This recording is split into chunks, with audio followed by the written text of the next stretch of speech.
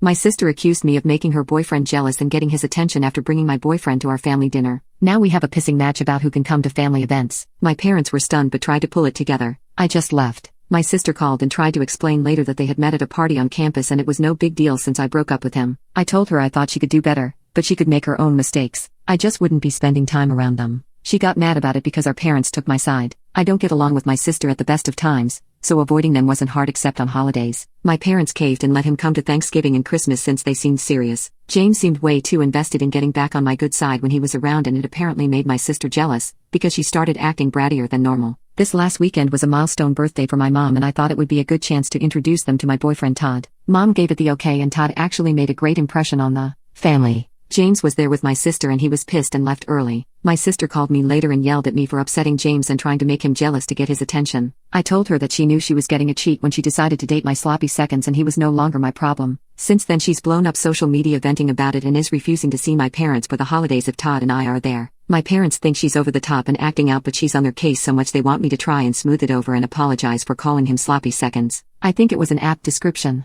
Update. I'm going to have a conversation with my parents this weekend and set some boundaries. I've reached the end of my patience with my sister, so I'm going NC with her. Todd and I will be going to his family for Thanksgiving, and we'll have to figure out a plan for Christmas. Maybe Christmas Eve with my parents without my sister and James, then Christmas Day with his parents. It's going to be a hard conversation, but I'm just not willing to put up with the ongoing soap opera anymore. I'll write out a letter for my sister explaining that I need some space from her and then block her so she can't argue and I don't have to experience a tantrum. Todd has been really sweet about the whole thing, and I know who I'd rather spend time around if it's going to end up being a pissing match about whose boyfriend can come to family events.